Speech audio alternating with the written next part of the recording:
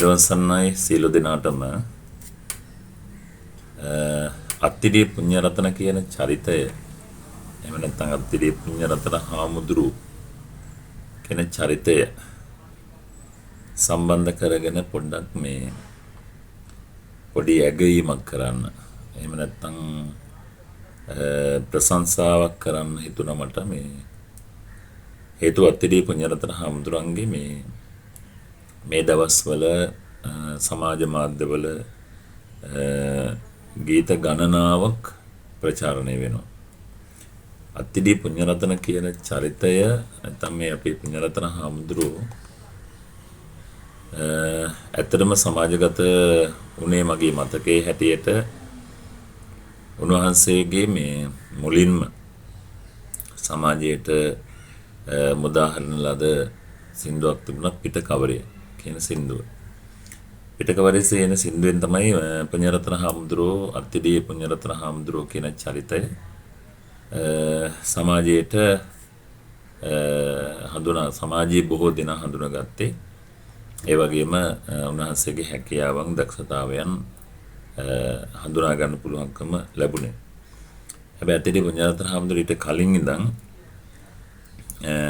කිසියම් ආකාරයක කාව්‍යමය කුසලතා හැකියාවන්ගෙන් පරිපූර්ණව නේද කවිබන දේශනාවන්ගෙන් පරිපූර්ණව හොඳ ලස්සන කවි කියන්න පුළුවන් ගායනා කරන්න පුළුවන් හැකියාවන්ගෙන් පරිපූර්ණ භික්ෂුන් වහන්සේ නමක් ඊට පස්සේ තමයි මේ දැන් ලංකාවේ නැතු ඇමරිකාව වගේ රටක ඉඳගෙන උන්වහන්සේ වැදගත් කාරණා මේ මෑත කාලීනව තාමත් ජනප්‍රිය වෙන්න සින්දු ගණනාවක් රචනා කරලා තිබුණා විවිධ ගායකයන්ට ඒක ලබා දීලා තිබුණා.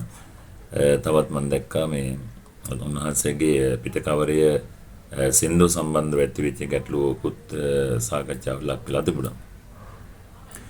මම මේ අත්තිඩිය පුණ්‍යරතන හාමුදුරුවෝ සම්බන්ධව සහ උන්වහන්සේගේ මේ හැකියාව නැත්නම් ඒ රචනාමය කුසලතාවයේ සම්බන්ධව කතා කරන්න කියන පැතිකඩට වඩා මම උන්වහන්සේ මේ රචනා කරලා දාන ප්‍රචාරණයට ලක් කරපු එහෙම නැත්නම් විවිධ ගායකයන් වගේ මාර්ගයෙන් සමාජගත කරපු සමාජ මාධ්‍යයට මුදා හැරපු බොහෝ සින්දු තාමත් සාවධානව අහගෙන හිටියා.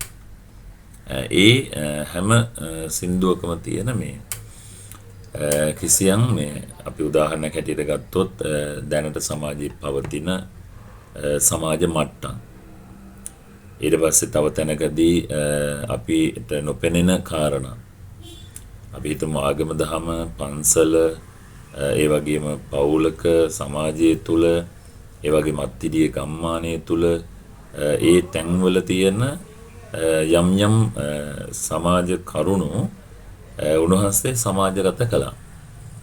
මට නිකන් ඒක හිතෙනවා නිකන් අර කනහරා මොලේට වගේ අදහසක් තමයි මට දැනුනේ සහ තේරුනේ. මොකද එහෙම එකක් දෙන ඕන කෙනෙකුට පහරවල් වදින්න ඒ වගේම ඕන කෙනෙක්ගේ තියෙන අභ්‍යන්තරික ලක්ෂණ සමාජයට හඳුනා ගන්න ලෝකෙට දැනගන්න ඒ කාරණා ගණනාවක් මම උන්වහන්සේගේ ඇත්තටම සින්දු වලින් හඳුනාගත්තා සහ දැක්කා. එක මේ නූතනයේ පවතින කියන්නේ දැනට සමාජයේ පවතින සමාජ ගැටලුවක්ම තමයි. ඒ වගේම ඒ සමාජ ප්‍රශ්නයක්ම පදනම් කරගෙන උන්වහන්සේ මේවා ඉතාමත් හොඳින් ඒ වගේම සමාජයට ගැළපෙන වචන වලින් තරුණයන් අතර නිරන්තරයෙන්ම සාකච්ඡා වෙන වචන වලින් උන්වහන්සේ මේ කාරණා ටික මේ නිර්මාණය කරලා තිබුණු හැකියාවක් නිර්මාණය කිරීමේ හැකියාවක් උන්වහන්සේ තුළ තිබුණා කියන කාරණාව තියෙනවා කියන එක මට මේ හඳුනා ගන්න ලැබුණේ උන්වහන්සේගේ ගොඩක් ගීත විවිධ ගායකයෝ ගායනා කරලා පස්සේ මම ඒක එකක් සාවධානව අහගෙන හිටියා. යම් අර්ථයක් දෙනවා සමාජෙට. මම දැක්ක සිවුර ගැන කතා කළා. ඇත්තටම දැන් අපි සාමාන්‍යයෙන් ගත්තොත් සමාජයට කොයිතරම් සේවාවන් සිද්ධ කළත් මේ ධම්ම තාත්තගෙන් අයින් වෙලා මේ මිනිස්සු වෙනුවෙන් කැපකිරීම කළත් අවසානයේට මිනිස්සු අපි මිනිස්සුන් වෙනුවෙන් කොතරම් කැපවීම සිදු කරත් අවසාන මිනිස්සුගේ කැපවීම කරා කියන එක නෙමෙයි බලාපොරොත්තු වෙන්නේ අඩුපාඩුකම් හොයලා කතා කරන්න. ඉතින් ඒ වගේ අර ගොඩක් මේ කාරණා පැහැදිලි කිරීම කළා. දැන් තව එකක් දැක්ක මම සින්දුවක තිබුණා මේ දැන් ගම්වල ඉන්න සමහර වෙලාවට කාඩියෝ විදිහට සමාජගත කරපු ගමේ මිනිස්සුන්ගේ ප්‍රතික්ෂේප වෙච්ච තරුණ උදවිය ගමේ පන්සලේ මොන හරි විශේෂ වැඩසටහනක් තියෙනවා නම් කුඩි දාන එක ශ්‍රම දාන දාලා සුද්ධ කරන ඔක්කොම ටික කරනවා. නමුත් පන්සලක වෙන ඊළඟ ක්‍රියාව තමයි අර මහන්සි වෙච්ච කැපකිරීම කරපු ඒ වගේම ඒ වෙනුවෙන් නිදිමරාගෙන හිටපු මිනිස්සුන්ට නෙමෙයි මල් වට්ටියක් හම්බ වෙන්නේ. මේ කොහෙවත් යන හොර 70කට මල් වට්ටියක් දීලා උන්ව අංක එකට අරගෙන උන්ව මූලිකත්වයෙන් තියලා උන්ට මුල් අසුන් දීලා අර උදේ ඉඳන් කියන්නේ රෑ වෙනකන් වැඩ කරපු අය ප්‍රතික්ෂේප කරන ස්වභාවයක ගීතයක් මම දැක්කා. ඒ වගේ පන්සලේ වෙන වැඩ, නේද හාමුදුරන්ගෙන් වෙන වැඩ, සමාජයේ සිද්ධ වෙන දේවල්, යම් යම් ගම්මානවල යම් ප්‍රදේශවල යම් යම් පුද්ගලයන්ගේ සිද්ධ වෙන ක්‍රියාදාමයන් උන්වහන්සේ හරි ලස්සනට පද ටික ගලපලා නිර්මාණය කරලා සමාජගත කරලා තිබුණා. ඉතින් ඒක ඇගීමට ලක් කරන්න ඕන කියන තැන තමයි මම ඉන්නේ. සමහර කෙනෙකුට කියන්න පුළුවන් මේවා මේ අමු වචන අමු සින්දු කියලානේ ප්‍රසිද්ධ වුණේ. ඇත්තටම ඉතින් අමු සින්දු තමයි මොකද දැන් අපි එකක් හංග ඉන්නවට වඩා නේද හංගේ වැරදි දේවල් සමාජයේ කෙරෙන්න අරිනවට වඩා හොඳයි. ඒක කියලා හදාගන්න බැරි නම් එහෙම නැත්නම් අපි වෙන ක්‍රමවේදයක් ඒකට පාවිච්චි කරනවා. සමාජ අඩුපාඩුකම් ගීතින් පැහැදිලි කරලා සින්දු අහගෙන ඉන්නකොට බුද්ධිමත් මිනිස්සෙකුට ඒක තේරෙනවා මේකෙන් මේ කතාව තමයි කියන්නේ. මේක මට කිව්වේ. නේද මේක මගේ තියෙන දුර්වලතාවයක් මට පැහැදිලි කළේ කියලා කෙනෙකුට හැඟෙන්න හිතෙන්න සහ කල්පනා කරලා අවබෝධ කරගන්න පුණ්‍යරතන හාමුදුරුවෝ ඇත්තට මේ කාරණාව ලස්සනටම විග්‍රහ කිරීම කරා. දැන් මේ අත්තිරිය කියලා කියන දුර තැනක් නෙමෙයි. දැන් අපි උනත් ගත්තොත් අපිට උනත් මේ තාමත් ආසන අත්තිරිය කියන ගම්මානේ ගැන නේද මේ වටපිටාව තියෙන බඩෝ විතර වගේ ප්‍රදේශවල එහෙම නැත්නම් ඒ අත්තිරිය ගමේ තියෙන තත්ත්වය මම දැක්ක හොඳට රචනා කළ එක අභ්‍යන්තරයේ තියෙන ස්වභාවය පැහැදිලි කරලා දුන්න කොහොමද මේකේ වෙන දේවල් ඒ වගේ මේකේ ක්‍රියාත්මක වෙන දේ මොනවාද මේ යහපත හා යහපත පැතිකඩ ඒ හැමදේම මම දැක්ක උන්වහන්සේ තමන්ගේ හැකියාවන් දක්ෂතාවයන් පදනම් කරගෙන රචනා කරලා ගීතයකට නිර්මාණය කළ එක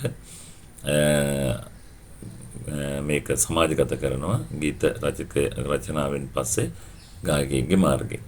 ඒ වගේ අර මේ සමාජයේ උස්තැන් පිළිබඳව මිටිතැන් පිළිබඳව ඇති හැකියාවන් තියෙන අය පිළිබඳව දැන් ශාසනයේ උනත් තියෙනවා නම් යම් වරදක් ඒක පිළිබඳව අභ්‍යන්තරික වශයෙන් කතා කරන දේවල් පිළිබඳව ලෝකෙට හඳුන්වා දෙන්න තරමටම සහ උන්වහන්සේ ඒක සමාජගත කරන්නටම කිරීමට ඉතාමත් දක්ෂ වචන ටිකක් පාවිච්චි කරලා උන්වහන්සේ ඇත්තට මේක සමාජගත කළා. අගය යන්න ඕනේ ඒක හැකියාවක් නේ ඒක දක්ෂතාවය. කෙනෙකුට කියන්න පුළුවන් මේක ශාස්ත්‍රීය මට්ටමක් නෑ කියලා. නමුත් ශාස්ත්‍රීය මට්ටමින් තියෙන සින්දුවක් ලෝකේ තව කෙනෙකුට හඳුනා ගන්න තියෙන වෙලාව අඩු වෙනකොට මේ වචන වලින් උන්වහන්සේ හඳුන්වා දෙනවා. අහගෙන ඉන්නකොට තේරෙන විදිහට තමන් ගත කරන ජීවිතේ හරි අනුන් ගත කරන ජීවිතේ හරි ප්‍රදේශ තත්ත්වය හරි අර සින්දුව අහන් ඉන්නවත් එක්කම දැනගන්නට උන්වහන්සේ අවස්ථාව සලසන්නේ අර වචන වලින්ම පදවලින් ඒක හරියාකාර මේ භාවිත කරලා නිර්මාණය කරලා අහගෙන දැන් මම එකයි කිව්වේ දැන් මමත් උන්වහන්සේගේ ගොඩක් සින්දු සරාසඳ ඇහුවා පහන්තිරේ ඇහුවා දුමාරේ ඇහුවා ඊළඟට අමෘත කියලා එකක් තිබුණා මට මතකයි ඒක ඇහුවා නමස්කාරය කියලා එකක් තිබුණා. ඒ වගේ මේ වගේ මහා සින්දු ගොඩක මේ අයිතිකාරේ මහා සින්දු ගොඩක් රචනා කරපු කෙනෙක් ගොඩක් සින්දු වලින් වචන මේ දාලා තියෙන මූලික හරේ වස්තු බීජ මේ නමින් උනාට ඒක අතුලාන්තෙන් සමාජයට ලොකු ආදර්ශයක් සමාජයට ලොකු එළියක් ආලෝකයක් ලබා දෙන සමාජයේ දුර්වලතා හදාගන්න හඳුනාගෙන ඒ දේවල් තේරුම් අරගෙන ඉස්සරහට යන්න අවශ්‍ය කරන මඟ පෙන්වීමක් උන්වහන්සේගේ මාර්ගයෙන් ඒ උන්වහන්සේගේ ගීත මාර්ගයෙන් සිද්ධ නැක්ත එක තැනකට හිතන එකත් ඉතින් ධර්ම ප්‍රචාරක සේවාවක් වගේ ලෝකේ යම් යම් වැරදි කවියෙන් සින්දුවෙන් සමාජගත කරලා ඒ අඩුපාඩුකම් ටික පෙන්නලා ඒවා හදාගෙන යන්න පුළුවන් විදිහට සමාජයක් නිර්මාණය කිරීම උන්වහන්සේගේ කායන බලාපොරොත්තු විය හැකි. දැන් මේක නිර්මාණය කරන්නත් හැමෝටම බෑනේ.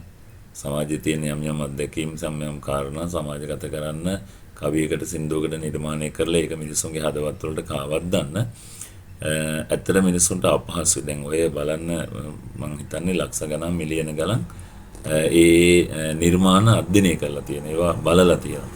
ඒ කියන්නේ ඒ තරමටම මිනිස්සු ඒකට නැඹුරු වෙලා ඒ වගේ මේකේ යථාර්ථය තේරුම් අරගෙන ඒක ඇත්ත ඇති සැටියෙන් හඳුනගෙන තියෙන බවක් තමයි මට නම් ඇත්තටම උන්වහන්සේගේ අර ගීත නිර්මාණත් එක දකින්න ලැබුණේ. කොහොම නමුත් අතිරේ පුණ්‍යරතන හාමුදුරුවෝ කියලා කියන්නේ දක්ෂයෙක්. ඒ විතරක්ම නෙමෙයි උන්වහන්සේ මේ වෙනකොට සමාජයට කිසියම් ආදර්ශයක් තමන්ගේ නිර්මාණ මාර්ගෙන් සමාජගත කරලා තියෙනවා කියන එක තමයි මට නම් උන්වහන්සේගේ අර නිර්මාණය කළ දාලා තියෙන ගායනාවල තියෙන අර්ථ වලින් පැහැදිලි වුණේ. ඉතින් අපි හිතනවා උන්වහන්සේගේ මම දැක්ක එක තැනකදී සාකච්ඡාවකදී කියනවා මේ අත්තිරිය කියන ගම්මානයේට මම ආලෝකයක් කළා, අපේ රටට ආලෝකයක් කළා. මේ වගේ ගොඩක් දේවල් කළා.